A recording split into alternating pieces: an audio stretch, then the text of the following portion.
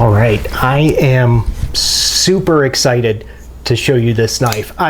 This is the brand new from Hogue. This is the Doug Ritter Mini RSK MK1G2. I know that's a lot, but it does come in the most adorable little knife pouch I've ever seen.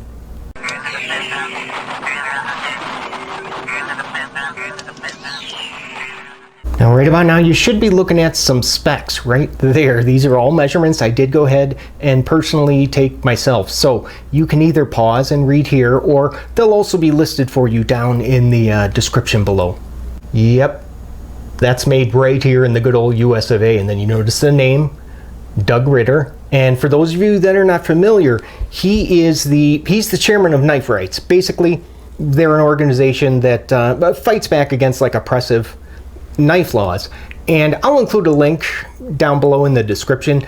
Get this, there's even a map on the website that it shows you like the knife laws for each state, so you know, I mean, like let's say you're traveling, you'll know what to expect.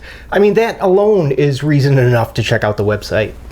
Hey, how you doing? If this is your first time here, my name is Jay. Welcome to the channel. Now consider clicking on that subscribe if you're looking for knife reviews that get right to the point. All right, let's quickly go ahead and run through these size comparisons. We'll start out with the Spyderco's. We got Joe Exotic and his ex-husband John. And now the Rats, we've got Doc Antle and China. And lastly, the Griptilians, we got Carol Baskin and Howard. Now I'm sure that most of you are familiar with this full-size one here up on top, but now looking at the Mini, you can see how much they actually did go ahead and shrink it down to like just such a nice EDC size. Notice how the Mini RSK, look at it, is just like it's a little bit larger than the Mini Griptilian, but down here it is very similar in size to the Mini Freak. If I take out the Griptilian now, let's just look at these two knives side by side. You can clearly see like where Benchmade's, like the design influence for the Freak, you can really see where it came from.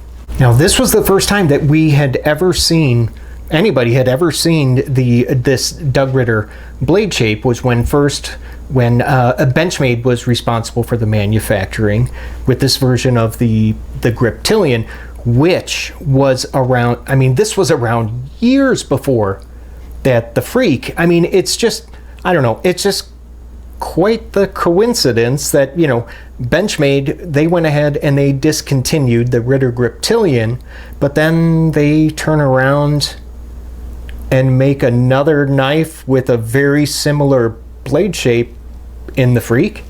And talk about a good move. I mean, how smart of Hogue was it that once Benchmade went ahead and decided to stop, you know, using this blade, how smart of Hogue to go ahead and pick up the design and start making it again. And we all know that Benchmade, I mean, they call their lock the Axis, and then now Hogue is calling this lock, which is, it's pretty much just an Axis lock, but they're calling it ABLE, ABLE, which just stands for Ambidextrous Bar Lock Enhanced. This is a knife now where you are going to be able to pretty easily to go ahead and to shake that blade loose.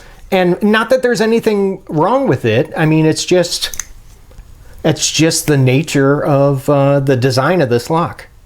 Even though that I really like the size of this larger version, which, by the way, I have previously reviewed. I'll throw a link right up there in the corner. You click on that, you'll be able to watch that full knife reviewed. But I really really appreciate that Hogue, they kept this blade length under 3 inches at about 2.9. So of course that's just going to be legal to carry in more areas. That's smart thinking.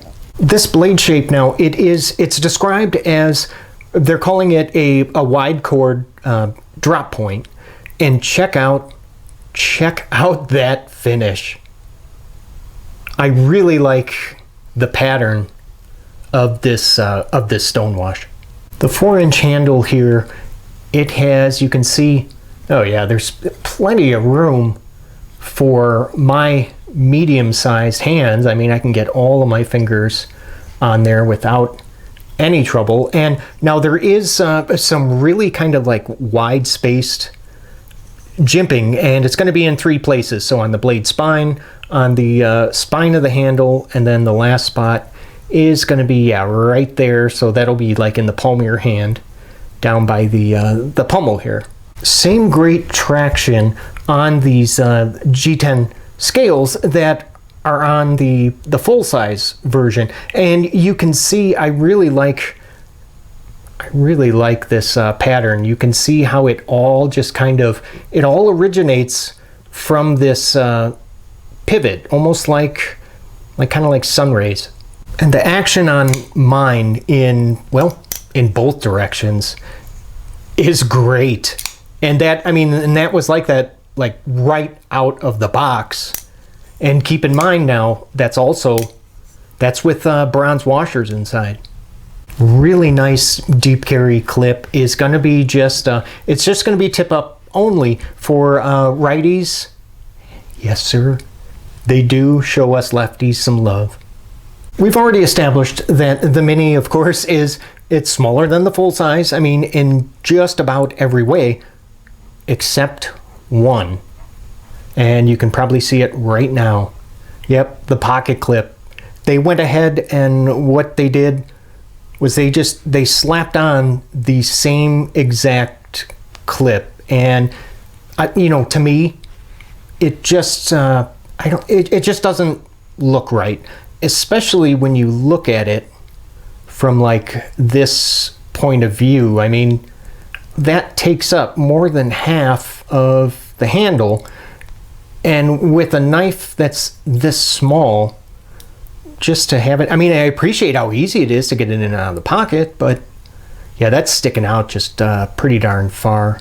Not a huge deal, but I wouldn't mind, you know, if they would have used just a shorter clip. And you know what? Now that I'm thinking about it, I will bet you that the bug out clip, I have a feeling that it's going to fit on this Mini RSK. You know what? Why don't I just go? I'm going to go ahead and switch them. Let's see how it looks. All right. I don't know about you guys. I think that looks pretty darn good. Look at that. Oh man, now I'm gonna have to find something to put on my bug out. And if any of you, if you need like any kind of help, maybe like taking this knife apart, I'm talking about going beyond just the clip, or maybe you just want someone to maybe, you know, walk you through the disassembly. I actually have a video, disassembly video for this. I'll go ahead and throw a link, yep, right up there in the corner.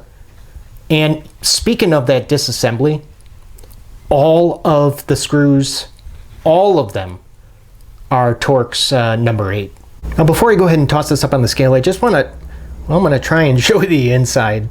You're probably not really going to be able to see this, but anyway, this has like the partial steel liners, very similar. If you've ever taken apart a Griptilian, it looks very similar to that. So there's really nothing to skeletonize on the inside, but not that it matters. I mean, wow, we're looking at about 2.7 ounces, which that's less. That's less than that. That's under that like ounce per inch of blade inch threshold that, you know, I know some of you are really strict about. And it's the equivalent of about 3 AA batteries. Oh, look at that, same weight as the Mini Griptilian. Hey, I get it. I mean, $140 for one knife, that's a lot of money. But it's a really good deal for 20 CV steel. I mean, other than like the Hogue Deca and maybe a few of those recent Kershaw releases, I mean, where else can you get 20 CV steel for like $140 or less? And you know what, now that I think about it, this might even be a better deal than like some of the Drop and Ferrum Forge collaborations, like this Dow here. Hey, and if spending $140 still kind of makes you sick to your stomach, there's the Benchmade Mini Freak. I think that this is a really good, like, lower cost alternative. I mean, what are these, about 100, 110? And they've got S30V, which is really good steel, but 20 CV is better.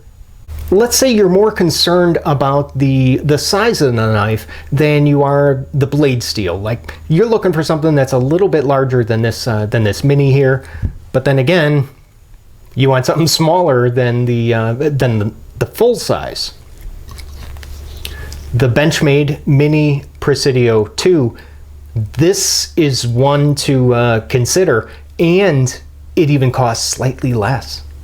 Now, I went ahead and you can see I replenished my cardboard stock, so now I can show you how well that this 2.36 millimeter thick blade, I can show you how well it cuts. But there's one thing I forgot to mention when comparing this to the Mini Freak, is that blade thickness. Hopefully you can see this, but yeah, the blade on that Mini Freak, it's a little bit thicker than on the Mini RSK. I just wanted to point that out. All right, let's see how she cuts.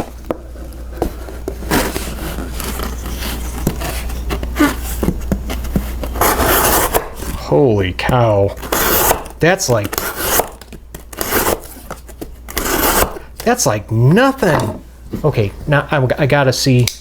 Let me see if it's that good, because I don't remember with the full size. Oh yeah, yes it is. Okay, so the big one is just as good. Man, does that cut well.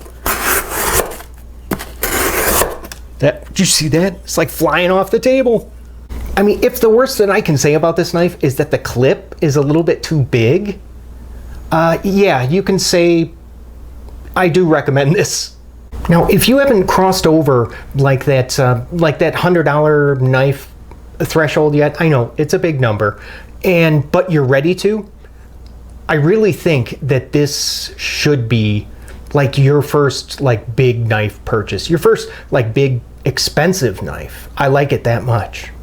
If you enjoyed this video and you got like any value from it, do me a favor and let me know by just leaving one of these, and don't forget to click on subscribe. Hey, thanks for watching. I'll see you at the next video. Hey, you guys, take care. See you later. All right, are they gone? I think so. Okay, those of you that stuck around, you're now in the running to win my Civivi Elementum. And I'm kind of being sneaky about all this because this giveaway is gonna be for, well, people like you. I mean, my loyal subscribers. All you have to do, I'll make it real easy again, just comment on this video and I will pick the winners. Let's do Friday, May 22nd.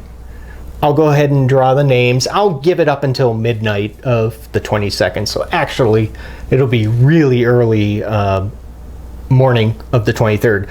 Anyway, leave a comment. I'll draw a name and let's see what happens. Good luck.